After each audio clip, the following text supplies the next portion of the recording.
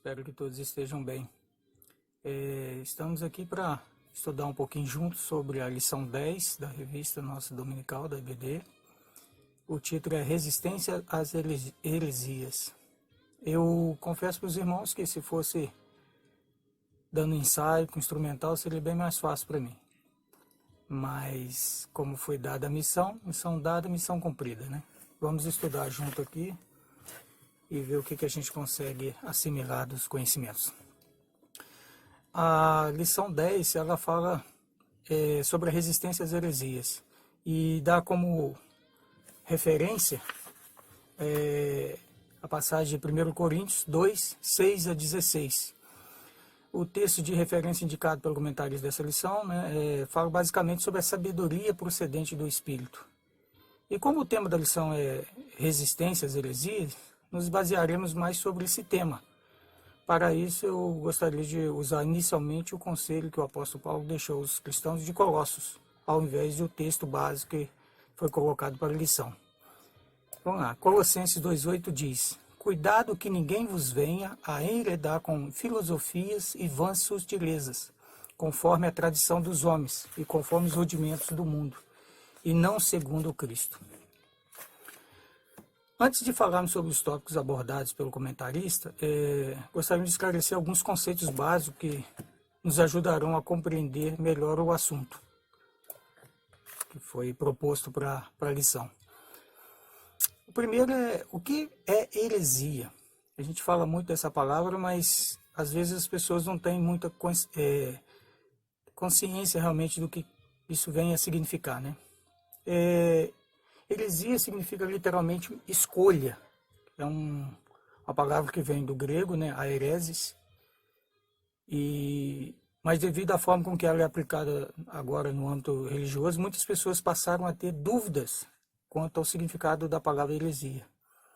Nesse texto que a gente vai propor, nós vamos ver que heresia é uma forma um pouco diferente da raiz da palavra e como que ela é aplicada na Bíblia.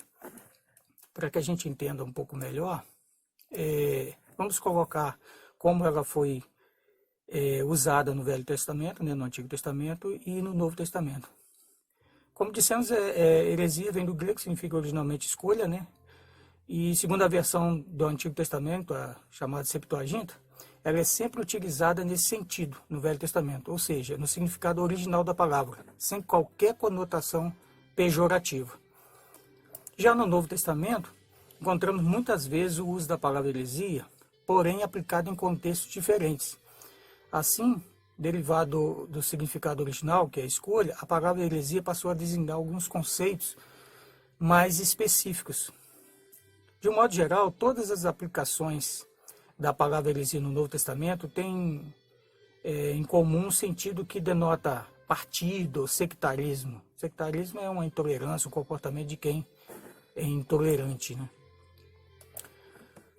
Em Atos dos Apóstolos, por exemplo, a palavra heresia é utilizada para se referir aos saduceus. Temos até como referência para os irmãos que quiserem ler, Atos 5,17. Também é colocada aos fariseus, em Atos 15,5 e 26,5, e até mesmo aos ditos cristãos, em Atos 24,5 e 28,22. Nesses exemplos, a palavra heresia está sendo utilizada para designar de um modo de pensar sustentado por um grupo religioso. Em Coríntios 11:19, o apóstolo Paulo aplica a palavra heresia para se referir a partidos que apareceram no meio da igreja, ocasionando divergências devido a um ponto de vista diferente e gerando divisões. Esse tipo de comportamento foi reputado pelo apóstolo Paulo, né, em Gálatas 5:20, chamando como uma obra da carne. Escrevendo a Tito, Paulo faz uma advertência sobre esse tipo de pessoa que fomenta tais divisões dentro da igreja, dizendo que se depois de admoestada 2 vezes a pessoa ainda continuar com tal comportamento, essa pessoa deve ser evitada, pois é perversa e, perseverando no seu pecado, se condena a si próprio. Os irmãos quiserem ler Tito 3:10.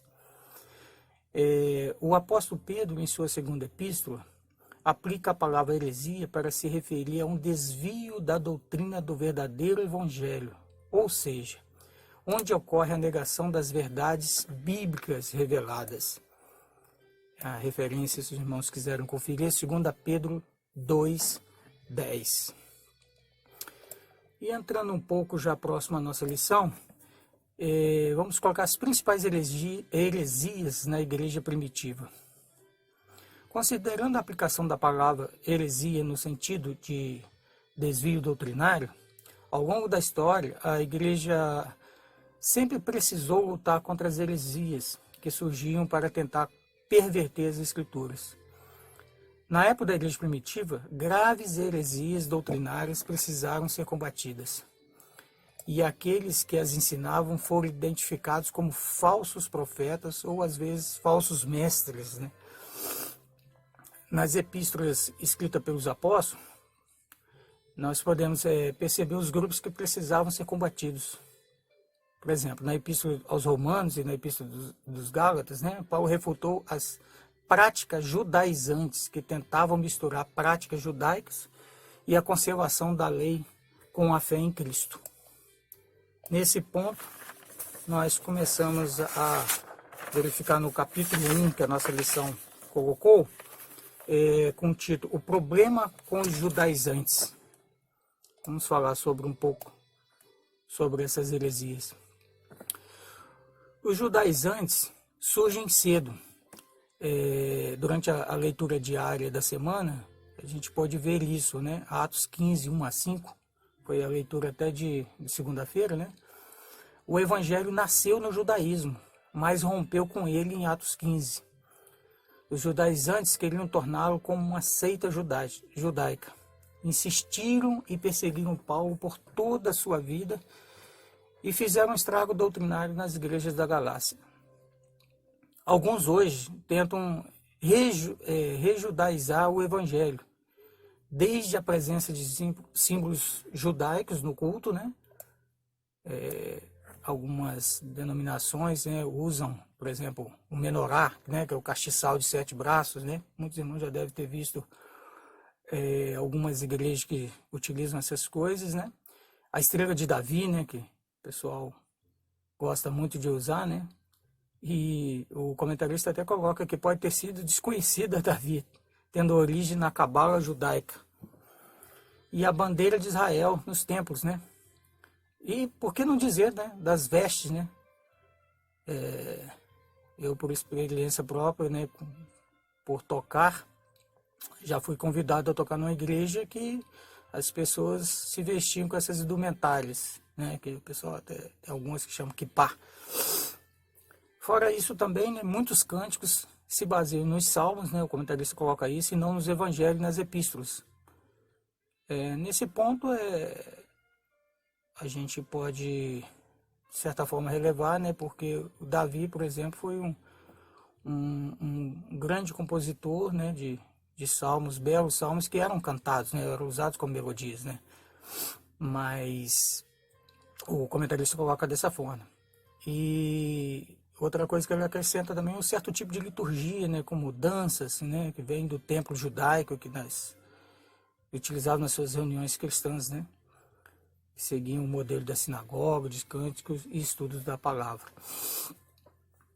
Há cristãos, né, seguindo aí o comentarista, há cristãos mais empolgados por Israel que pela igreja. Isto é perigoso. Pode levar a esquecer-se que só há salvação em Jesus. Isso é muito importante, porque muitas igrejas, né, fazem questão de realizar as festas judaicas, essa indumentária, os adornos que colocam na igreja, castiçal, né, essas coisas, bandeira da estrela de Davi. E é muito engraçado, tem alguns que a gente pensa até que a gente não está no Brasil, né, que a gente está dentro de Israel, de tanto que eles invocam a lembrança de Israel. E a gente precisa ter em mente, né, que quem nos trouxe a salvação foi Jesus. Mas é uma prática deles, né, que torna-se uma prática judaizante. E o comentarista até colocou, né, pode levar a esquecer-se que só há salvação em Jesus e que o verdadeiro povo de Deus é a igreja, Deus não tem dois povos. O povo de Deus é quem crê em Jesus como Senhor e Salvador. Quem não crê em Jesus está perdido, mesmo sendo judeus. Os irmãos quiserem ver uma referência, o comentarista coloca aí Atos 4, 11 e 12. E ele fecha esse tópico dizendo da seguinte forma: somos filhos da cruz e não da lei. A cruz, né, ela é central à nossa fé. A salvação não vem pela lei, né, ou seja, pelas obras, mas pela graça e por meio da fé. A referência aí é Efésios 2, 8 e 9. Ele coloca numa posição até interessante também, que há cristãos, né, a gente pode dizer entre aspas aí, que são inimigos da cruz, e sim, e seu fim é a condenação. Uma referência a Filipenses 3, 18. Uma segunda corrente que o comentarista também coloca, e eu queria falar um pouquinho antes, né, de entrar no tópico 2 aí da lição. Existem umas outras correntes, existiam, né, umas outras correntes na época. Uma delas é o docetismo. Essa corrente filosófica dizia que ela negava o corpo material de Cristo. Ou seja, Cristo veio numa forma só espiritual, não foi carnal. Com isso eles não acreditam no sofrimento realmente de Cristo e tudo. E a outra é o gnosticismo, né? Que seria um movimento religioso de caráter secrético e esotérico, combinando misticismo e especulação filosófica. Também foram fortemente combatidos na igreja primitiva, né, pelos apóstolos. A epístola aos Colossenses e as epístolas escritas pelo apóstolo João claramente denunciam os graves erros, né, desses grupos que ensinavam a negação da encarnação de Cristo, afirmando que a aparição de Cristo em carne era apenas semelhante a uma visão. O combate a esse tipo de heresia pode ser facilmente identificado na carta de João, né? 1 João 4, 2, 3 e 2 João 7.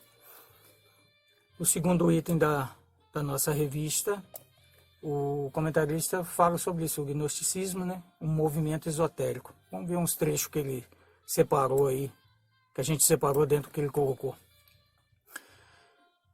O gnosticismo era um movimento esotérico que ensinava a salvação pelo gnose, o conhecimento, né?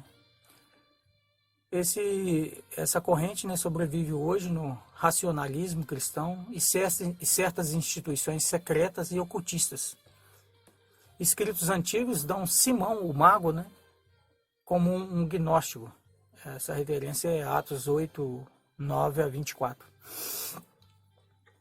Entre muitas heresias, negava a corporeidade de Cristo, sua morte na cruz, sua ressurreição, e com isso, bem como a nossa ressurreição, também eles não acreditam, né? Ensinavam que a salvação vinha por um conhecimento secreto, não pelo favor de Jesus.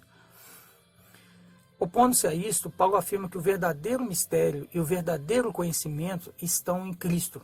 1 Coríntios 2, 6, 16. Os irmãos podem conferir. Ao falar da ressurreição, ele afirma que Cristo ressuscitou e nós ressuscitaremos, o que joga por terra essa corrente filosófica, né? 1 Coríntios 15. O terceiro item da nossa lição fala a grande intervenção de Deus na história. As heresias atuais mostram um Cristo insuficiente. Esse é um comentário, né, uma colocação que o comentarista coloca, e é muito interessante, né? Pela forma que as pessoas agem, é como se Cristo fosse insuficiente para poder atender, né, as necessidades das pessoas. A pessoa é salva por ele, mas fica presa de demônios, de maldição de palavras, de maldição hereditária, e precisa da reza forte de um guru para quebrar as maldições. Que tristeza, né? Um Cristo fraco e de demônios fortes. Cristo salva a pessoa, entra em sua vida, mas não consegue transformá-lo e livrá-lo do maligno. Ela é a nova criatura, segundo Coríntios 5,17, mas nada muda só passa a ser nova mesmo quando alguém quebra alguma maldição na nossa vida. Quem ainda não ouviu falar disso, né? Tantas pessoas pregando sobre maldição hereditária, sobre... É a prova mesmo, né? Maldição hereditária é uma coisa bem forte que as pessoas têm falado hoje, né? Ou seja, a salvação em Cristo, o sacrifício da cruz não foi suficiente. Tem-se que fazer um trabalho, vamos dizer, mais forte, né? Para poder libertá-lo. Ou seja, minimizam o poder de Cristo, né? Ele coloca uma coisa muito importante dentro dessas realidades que a gente vê atualmente, né? Nós precisamos recuperar a centralidade da pessoa de Cristo na vida da igreja. Ela é dele e ele a comprou. Pastores e líderes não são os seus donos, mas contam dela para ele. Isso é muito importante a gente ter noção, né? Quantas pessoas se equivocam nisso, achando que são os donos da igreja, que sem essas tais pessoas as coisas não vão seguir. Na realidade, Cristo morreu pela igreja, a igreja é dele, né? Precisamos pregar e ensinar sobre Jesus. Sua figura está desbotada em muito cântico, que fala de sentimento de adorador, mas não do adorado. Culto em que Cristo não seja o centro, cântico em que Cristo não seja glorificado, pregação em que Cristo não seja anunciado, é tudo problemático, deve ser repensado. Infelizmente, as pessoas não se dão conta de que o inimigo tem usado artimanhas em relação a isso, né? Mesmo na forma de cultuar, mesmo nos cânticos, mesmo nas danças, que tudo é feito dentro da igreja, mas desviam o foco, ou seja, a centralidade, né, de Cristo realmente. Ele coloca muita propriedade aqui, né, que se fala em sentimentos, em adoração e tal, mas não se focam no adorado realmente, né? Ou seja, Cristo não está no centro da nossa verdadeira adoração.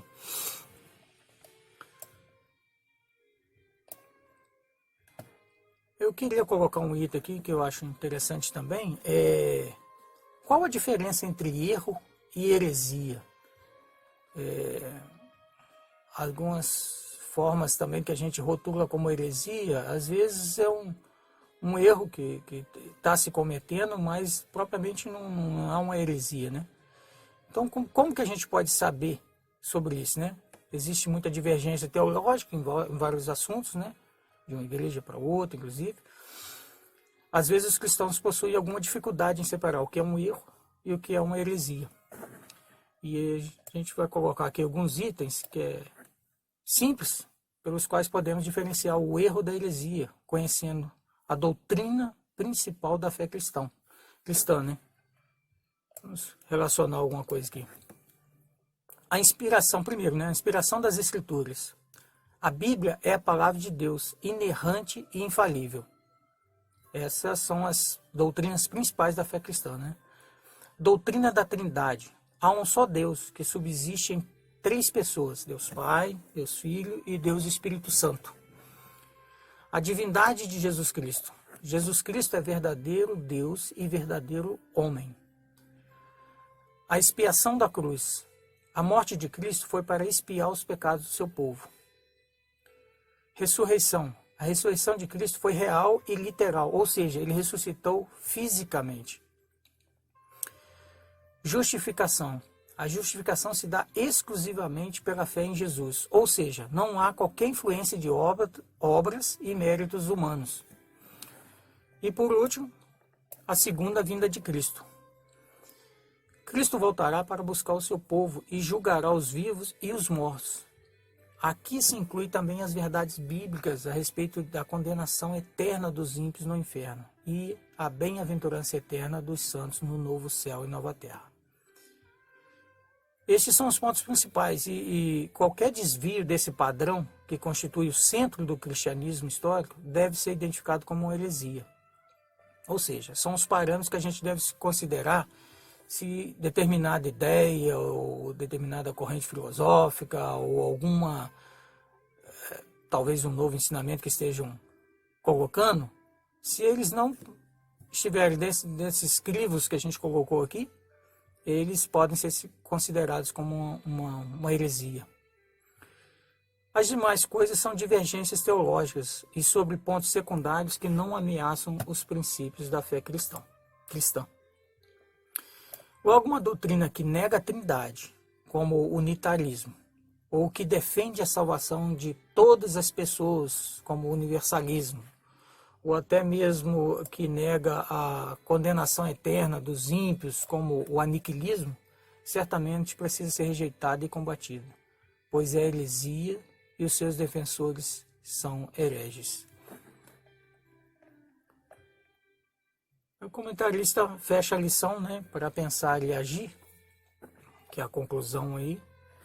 O antídoto às heresias é uma cristologia forte. Se a pessoa e a obra de Jesus são bem enfatizadas, a igreja está vacinada. Se perder Jesus de vista, a igreja corre riscos. Por isso, fazemos 3 observações. Primeiro, recuperemos o valor da cruz na fé cristã. Sim na cruz, sempre me glorio. Isso é um cântico antigo, Amarremos nossas igrejas à cruz de Cristo. A igreja é um evento cristológico. Seu carro-chefe não é o louvor, nem o pregador, nem a eclesiologia. Cristo é a razão de ser da igreja. Foi Cristo que morreu por nós, para perdoar os pecados. Nada além do Novo Testamento. A terceira colocação do comentarista. Cristo é o clímax da revelação. E no dizer de Lutero, o cânon dentro do cânon, ele é a chave para se entender as Escrituras. Sem ele não há salvação e nem entendimento. Dentro disso que a gente estudou junto com o comentarista, poderíamos pedir que Deus nos guarde de que nunca possamos perder o nosso alvo e nos afastarmos das verdades de Cristo, que é a nossa essência. Que Deus nos proteja e que a gente esteja sempre focado em Cristo, porque Ele é a razão da igreja e Ele morreu pela igreja. Que Deus nos abençoe, que os irmãos estejam bem e gozem de muita saúde na presença de Cristo. Amém.